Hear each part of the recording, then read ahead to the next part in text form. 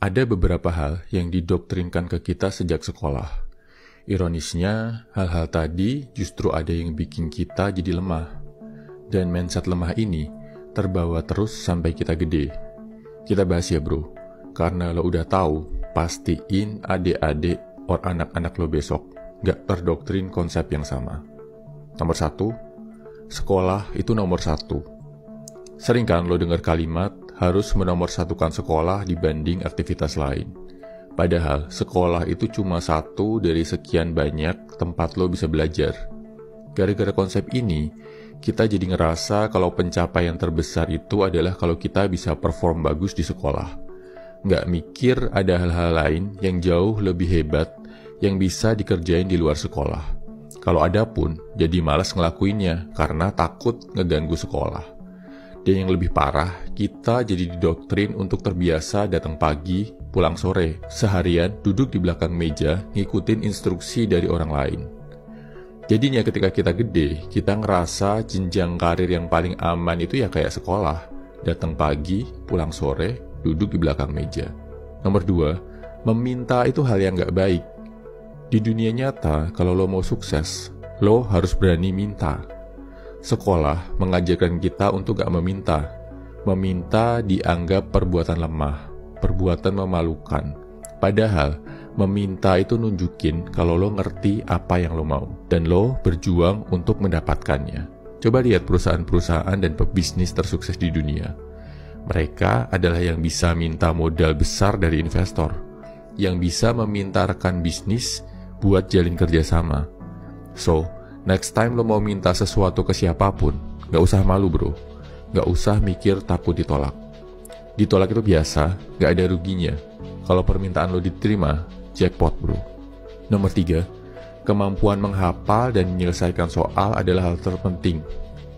Di sekolah, yang paling penting adalah kemampuan menghafal, kemampuan menyelesaikan soal. Makin jago menghafal dan ngerjain soal, makin tinggi nilai ujian lo. Dan kesuksesan di sekolah dilihat dari nilai ujian. Di dunia nyata, kemampuan otak itu bukan hal yang paling penting bro. Banyak hal lain yang terbukti jauh lebih krusial.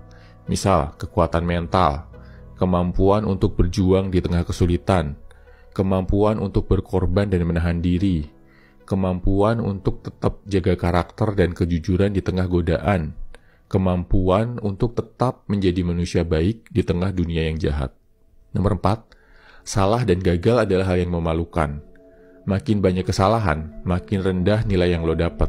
Dan ingat bro, momen-momen di mana lo atau teman lo dipermalukan, dihukum di depan kelas karena bikin kesalahan. Sedihnya lagi, kadang fokus utama yang terjadi di sekolah adalah menghukum kesalahan, bukan memperbaiki kesalahan yang lo buat. Akibatnya, ketika gede, kita banyak takut ngelakuin sesuatu.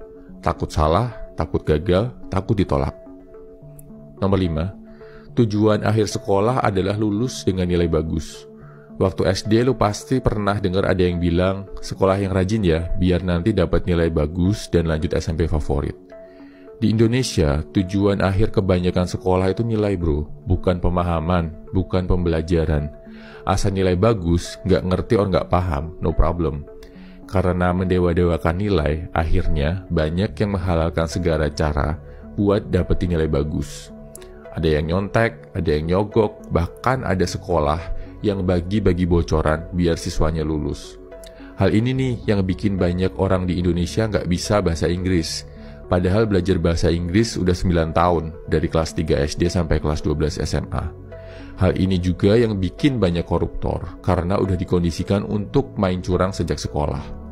Or banyak kasus hamil di luar nikah, padahal udah dijelasin tentang sistem reproduksi di pelajaran biologi dengan jelas. Oke bro, mari kita berharap sistem pendidikan di negara kita bisa lebih baik lagi. Dan karena lo udah tahu beberapa hal yang gak bagus, segera tinggalkan ya bro. Semangat!